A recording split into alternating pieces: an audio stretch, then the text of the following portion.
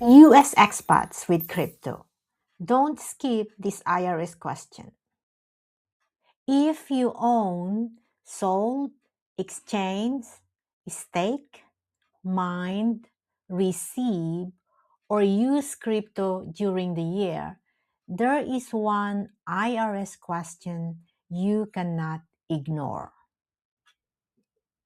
It appears near the top of the US tax return, and every taxpayer has to answer it. The IRS says everyone filing forms 1040, 1040SR, 1040NR, 1041, 1065, 1120, 1120S, or 709 must check either yes or no to the digital asset question. Many U.S. citizens and green card holders overseas assume that crypto held on a foreign exchange or crypto bought while living outside the U.S. is somehow outside the IRS system. That is the mistake. If you are still a U.S. person for tax purposes, your U.S. tax return generally still needs to address your worldwide income, including taxable digital assets activity. The IRS uses the term digital assets. This can include cryptocurrency, convertible virtual currency, stablecoins, non-fungible tokens, or NFT, and other digital representations of value recorded on a cryptographically secure distributed ledger.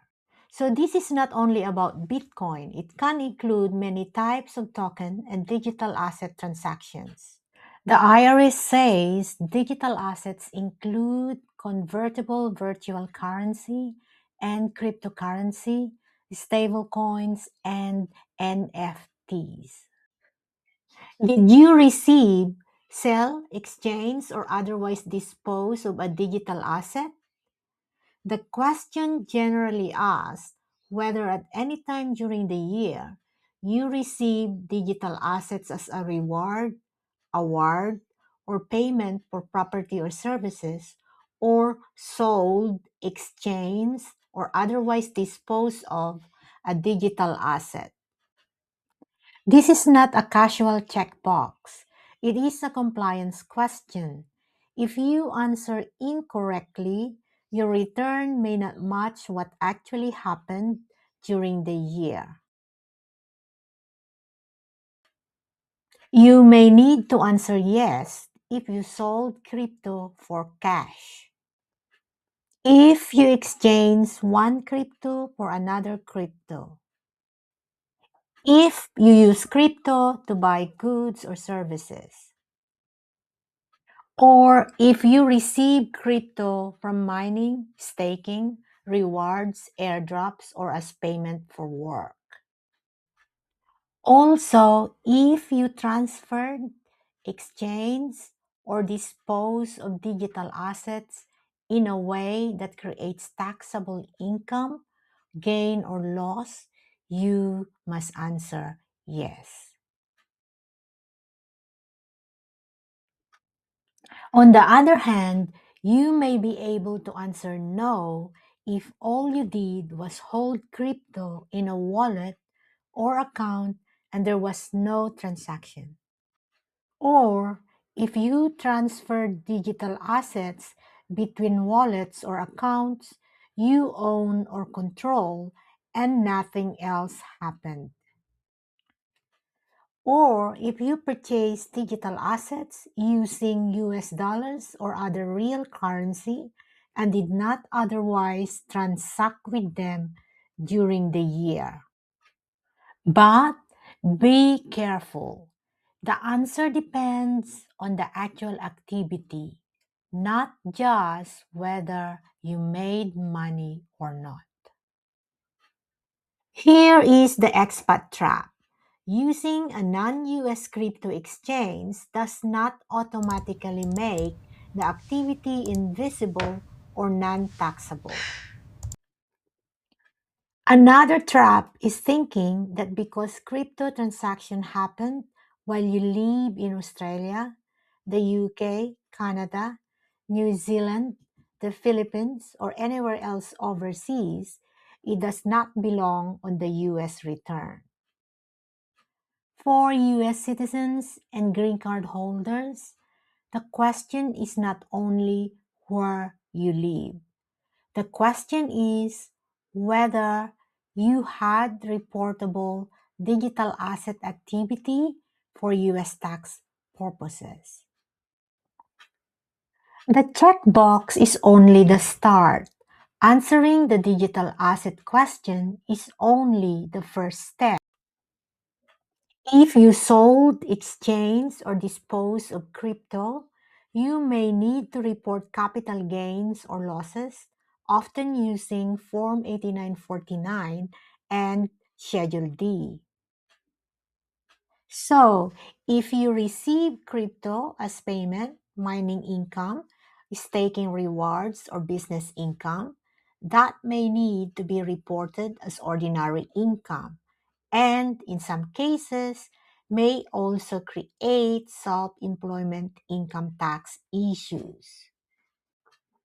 So, the digital asset question is not the calculation. It is the IRS flag that tells you to review the underlying transactions. There is also a newer reporting development, Form 1099-DA. This form is used to report the digital asset proceeds from broker transactions. That matters because third-party reporting can increase matching risk if your return does not match reported information. So even if you do not receive a perfect tax report from your platform, you are still responsible for reporting correctly. The IRS page for Form 1099-DA says the form is used to report digital asset proceeds from broker transactions, and IRS guidance says broker reporting on Form 1099-DA begins with transactions on or after January 1, 2025. So if you are a US expat with crypto, keep proper records. This is especially important if you use multiple wallets, foreign exchanges, decentralized finance platforms, or have moved countries during the year. Here are the common mistakes US expats make with crypto. First, answering no just because they did not cash out to a bank account.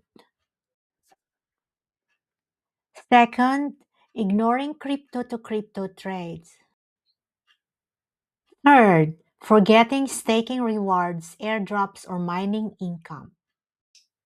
Fourth, assuming a foreign exchange means no US reporting.